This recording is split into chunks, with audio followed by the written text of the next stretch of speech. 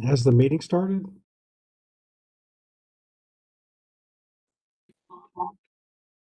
We're still waiting. We're letting folks in the meeting, still waiting to get a quorum. All right, thank you.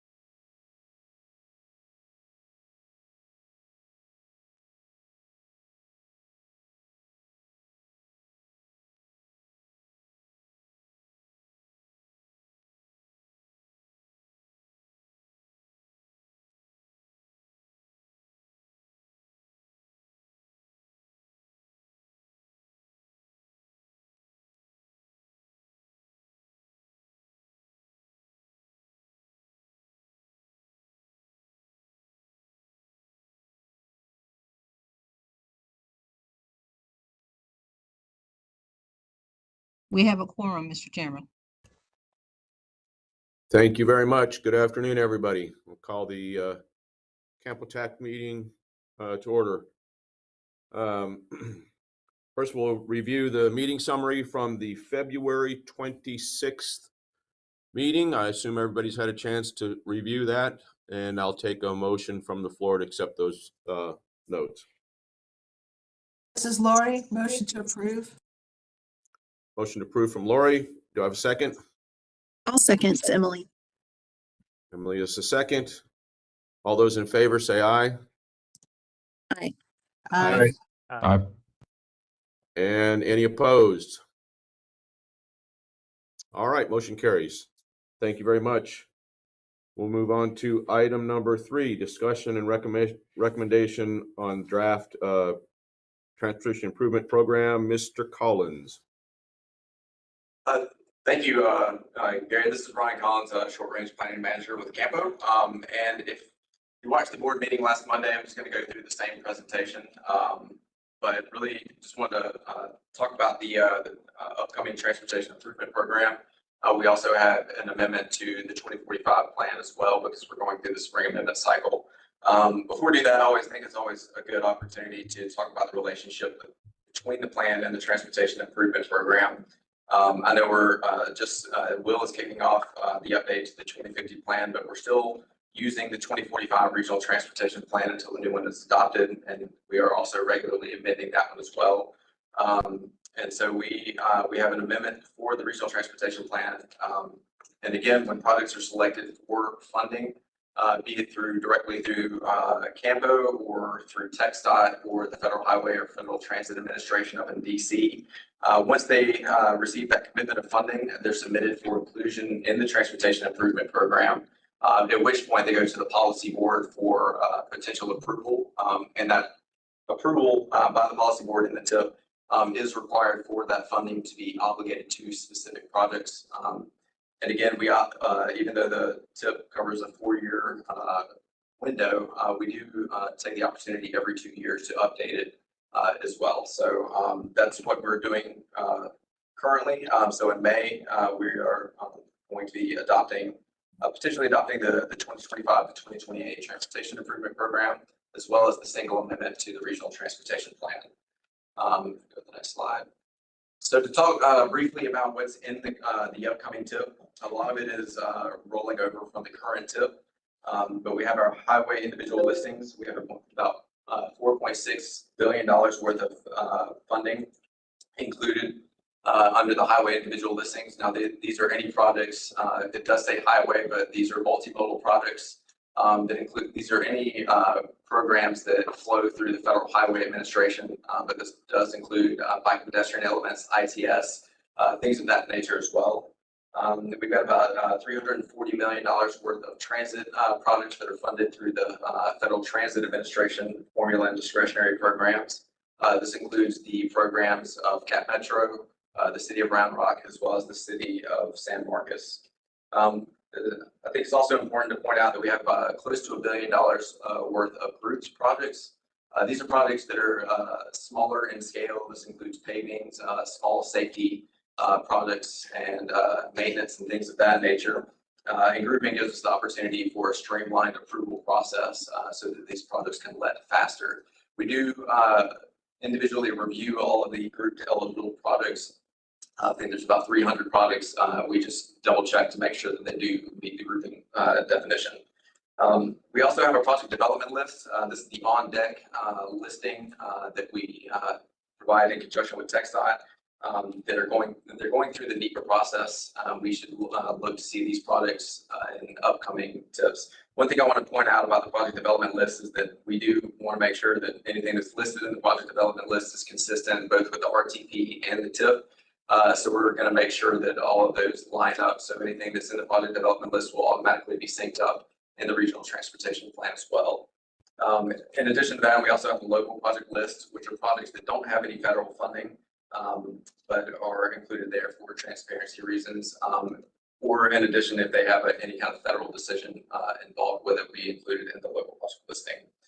Additional sections, we also have the performance measures that were adopted last month are tied into the plan.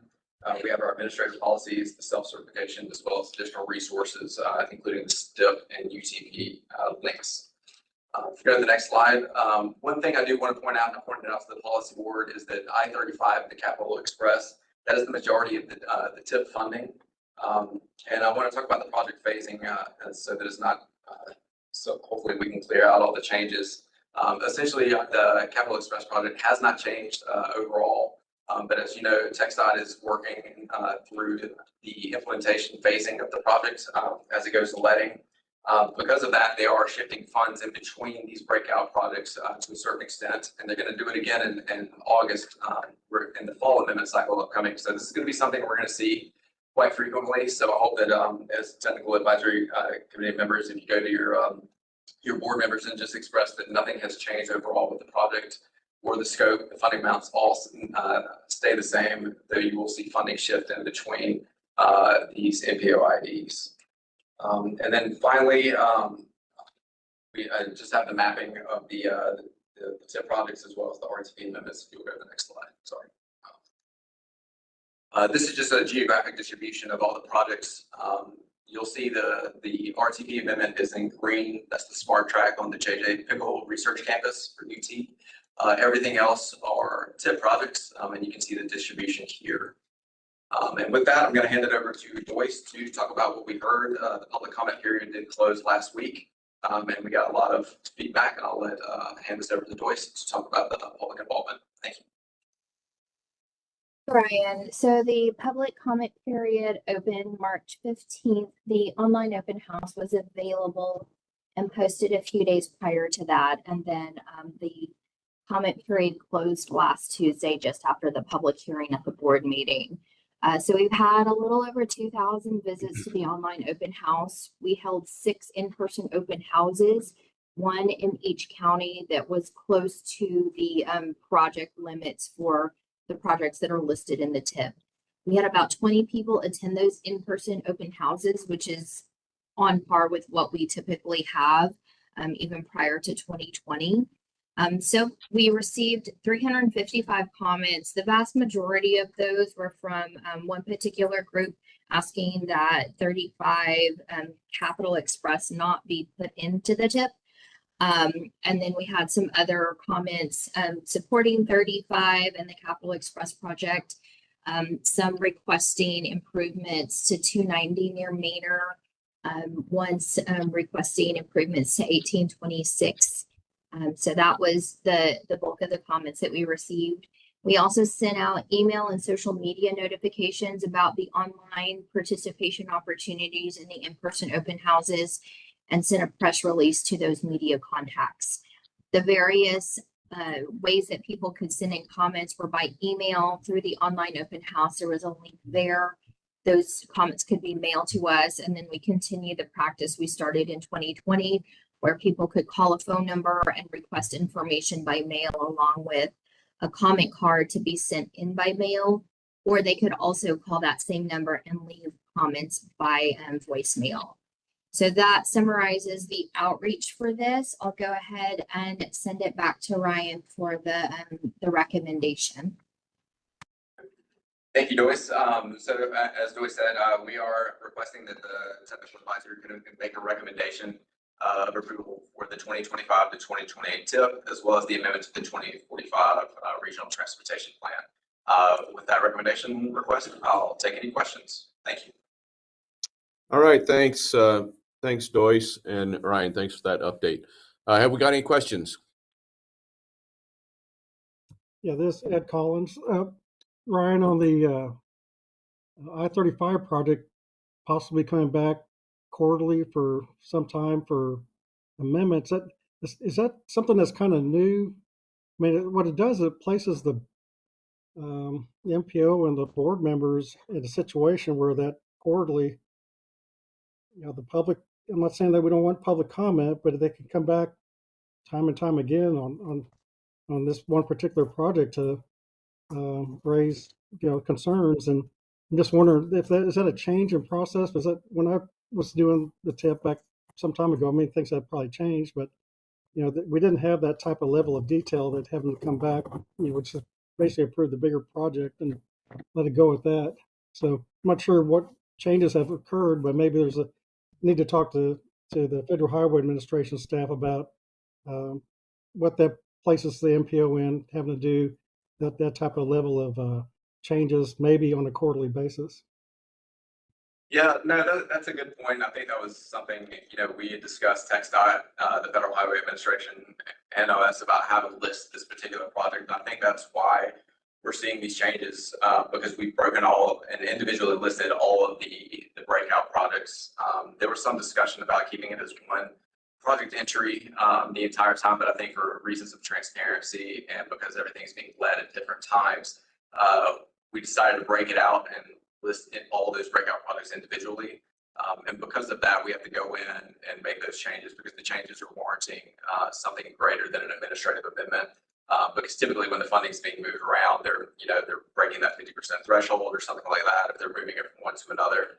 So we're looking at each change individually, but it's just the nature of the fact that they're all individually listed as opposed to one giant listing, umbrella listing in the TIP. So that's probably why you're seeing that difference. So, and when I was still in Houston, and we had just 3 or 4 very large projects that went through during that time. They were also individually listed and broken out, and we had to process the amendments. And actually, we're only processing for twice a year, just in processing every month. So, yeah, I mean, this isn't new, and I appreciate you bringing that up. It does put the board in a difficult situation. And I have been asked if these are things that I can process administratively. Unfortunately, they are not. Thank you for the explanation. I just think that I guess you're ready for whatever public comment. That's a very controversial project for many decades. So, but if you're aware of it, then you can handle it better. All right, thanks, Ed. Any other questions before we move to vote? I am seeing none on my side. All right, I'll take a motion to accept the TIP update in RTP. Yeah, this Ed Collins, I move for approval of the staff recommendation on the TIP. I have a first or motion from Ed. Do I have a second?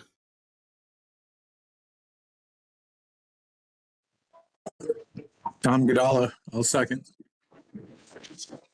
Second by Tom Godala. All right, all those in favor say aye. Aye. Aye. Aye. Aye. And do we have any opposed? Very good, motion carries. All right, we'll move on to item number 4, presentation and discussion on the freight plan. Mr. Ved. Thank you, Gary.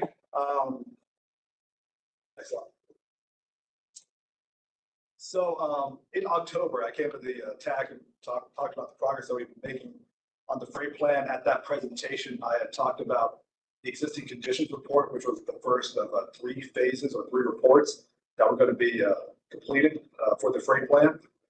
What you have received in your background material are now all 3 reports for you to review. And what I'll do is just go do a quick recap of what we talked about in October. Then go through a few of the recommendations, not all 81 that are listed, or not listed, but shown in numbers there through the 4 different categories. So I'll just highlight a few of each and then discuss analysis that we did for potential for targeted gaps on our highway freight network in the region. So just to talk about freight assets, in this region, we have quite a few of them. We have about 850 miles of highway on the regional highway freight network. We have about 450 miles of rail, 250 which belong to Union Pacific. And we also have an airport that's Austin is the only airport that is big enough to require providing reporting to the Federal Aviation Administration on how much freight comes into and out of that airport. Not saying that no other airport in our region has freight, but Austin is the only one that's required to report on freight. We also talked about the truck parking deficiencies that exist in our region. There is no public truck parking location in our region. I know that Caldwell County recently got a raise grant to build one, but since it's still not built, we still do not have such a location. And another challenge is also the nexus between freight and equity. There are census tracts in our region that we call equity census tracts. These are census tracts that where more than 50% of the population is underserved in some way, whether it being belonging to a minority population or low income or low education.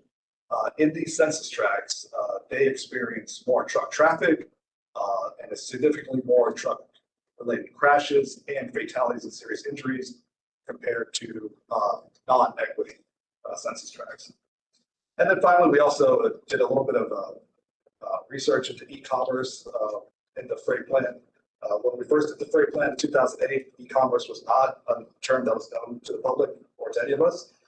And we did a little bit of study on how often, where the locations are for fulfillment centers and warehouses in our region, how often activity occurs there and when. What we did not talk about in October, what we did in our trends report, was that where e-commerce is going is in terms of the amount of space that needs to be dedicated for warehouses and fulfillment centers will grow as the population of a region grows. With that comes increasing truck traffic, which is something that we all need to be aware of. Especially there was one analysis that was done that shows that a warehouse or a fulfillment center can sometimes take up to 3 times as much space as a traditional retail outlet. So something again that we need to keep in mind as we grow and e-commerce continues to be a major part of our region. So to get into the recommendations, they were split into 4 categories. Infrastructure is the first. I'm not going to go through all of them, but we split them into short, medium, and long-term actions that we can do. So for one of the short-term ones, we're recommending conducting a regional study for truck parking. The state had completed one in the last 3 or 4 years. And what that did was just really look at the entire state. But what we're going to do for the region is to look into identifying specific locations as to where truck parking can be installed and what it would take to do that and what type of amenities would be necessary. Next slide. And then we also, for technology, that's the other category. We have already kind of started working on the evaluating the freight network technology for the ITS connection because we have already kicked off the update to our regional ITS architecture. So you can be sure that we're going to look into how new freight technologies can tie into our existing architecture or the update to it. So, and for safety, of course, our highest priority in the region. One of the things that we think we can start doing immediately is to look at what technology is out there to increase safety at accurate rail crossings. As we have noted, there are 47 at-grade rail crossings in our region, 16 of them in Winston County and 11 in Bastrop County. So anything that we can do to increase the safety at those crossings is welcome.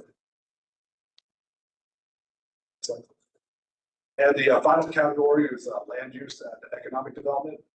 Earlier, when I talked about the type of freight assets that we have in the region, the one thing that we don't have is a major intermodal freight hub for Union Pacific to offload their freight onto trucks in our region. Right now, that freight has to go to either San Antonio, Dallas, or Houston, and then get offloaded onto a truck there and trucked over here. So the recommendations that we're looking at would, one, look into doing an access study to see where such a intermodal facility can go, and then, supporting the development of that freight hub. And finally, we just did some analysis of where there's are gaps for projects in our region. The segments in black, which comprise a vast majority of the mileage on our highway freight network, show that we not only have projects that are funded, but identified as well. For the segments that are in gold, those show that while there are some projects in those segments, but they're either partially funded or they don't cover the entire limits of those segments. And the ones in blue just show that there have been projects identified, but there is no funding. And the brown segments are there on the east side, just show mostly where there are no projects identified, there's no funding, which also leads me to my next and last slide. When you look at project gaps, you're going to look at priorities. Where are the priorities for our next set of projects that would merit funding? And again, those are also on the east side where we previously identified that not only there are no projects, but these are also the ones that needed due to a variety of factors such as volume and safety and things like that. And that is my presentation. We will bring this back to TAC in May for recommendation. We'll go to the board in May for recommendation, and then after we bring it back for TAC, next month in April, in May, we'll go to the board for information. Maybe to go to TAC for recommendation, then after that, we'll go to the board for adoption. That's my presentation. Look forward to any questions. Thank you. All right. Thank you, Nerev. Do we have any questions for Nerev? This is Kathy. I have a question. Because Go I ahead. reviewed the first two parts that were in the board packet and noticed some things that I wanted to comment on. It's just the order of things in there, but I'm wondering in general whether we have an opportunity over the next month or few weeks to send comments into you, Nerev, and have you consider whether or not you can revise things accordingly. Oh, absolutely. In fact, that already happened. That's already been happening. So please send the comments in as you get them, and we'll be happy to revise them. And do you have a deadline for that, or? Well, our AFA with TxDOT runs out on June 30th, but deadline for the comments. Yeah.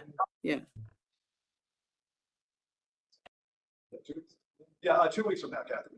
2 weeks. Okay, perfect. Thank you. And it's a very thorough study. So Yes, it's very thorough. It's very comprehensive. Thank you for taking the time for reading it. I really appreciate that. Really want to take the time to express my appreciation to our consultant team for doing such great work. It's very thorough. We're appreciative. okay, thank you. All right. Thanks, Kathy. Any other questions? This Ed Collins up. I also read almost 300 pages. I didn't read them all, but I skimmed through them, so it's very comprehensive. One of the things I noticed was that there was a recommendation of a committee to be formed.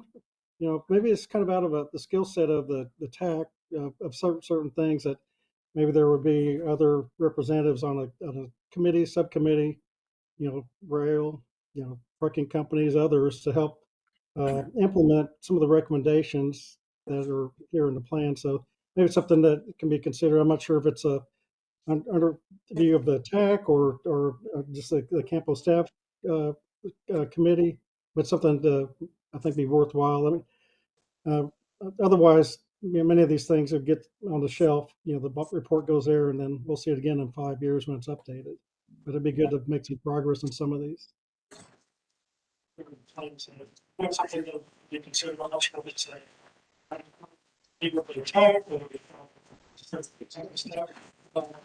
So, Ed,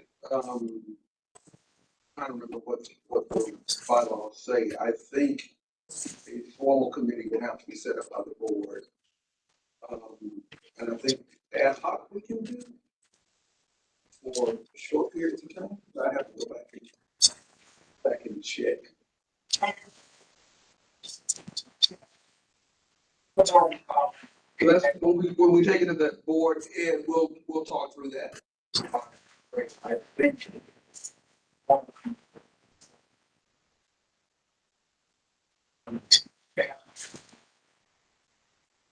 All right.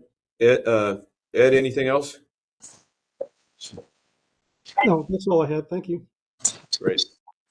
Any other questions? Nirav, I had a quick question on your looking for on the truck parking item or comment. Are you looking for like existing facilities that could accommodate truck parking, or would it be constructing something? I imagine that would be a point of discussion for the plan, or the study that we would talk about, and that would probably be part of the input process that we do. Did you have an idea?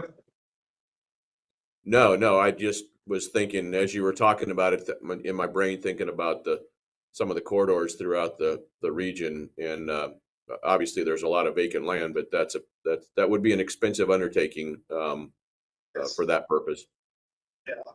Yeah, I know. That's why I like the short part that it's a study that we'll at least start doing and at least identifying where those potential locations could be, and then comes the hard part of actually building it.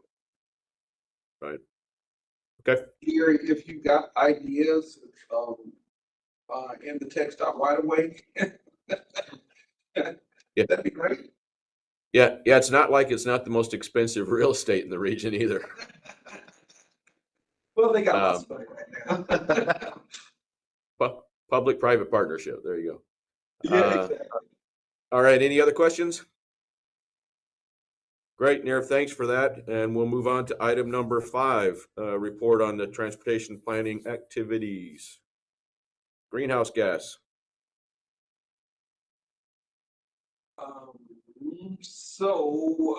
I forgot we had that on there. I'm sorry about that, Gary.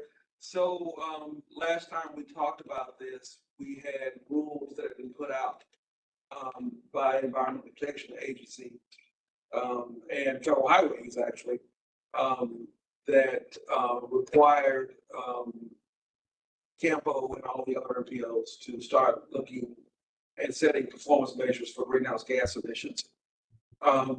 Since that time, a suit was filed by Texas Attorney General Ken Paxton's office, but also another was filed by the Attorney General of Kentucky, representing 21 states. Both of those suits have gone have been settled by the judges, 2 different judges. In both cases, they were struck. The rule was struck down. So the one filed by Paxton only covered Texas and did not ask for injunctive relief. The other one filed by Kentucky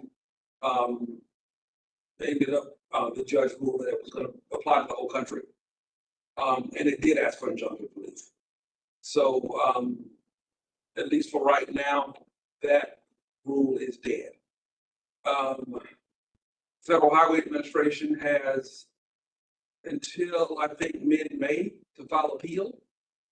They have not signaled yet whether or not they will file appeal.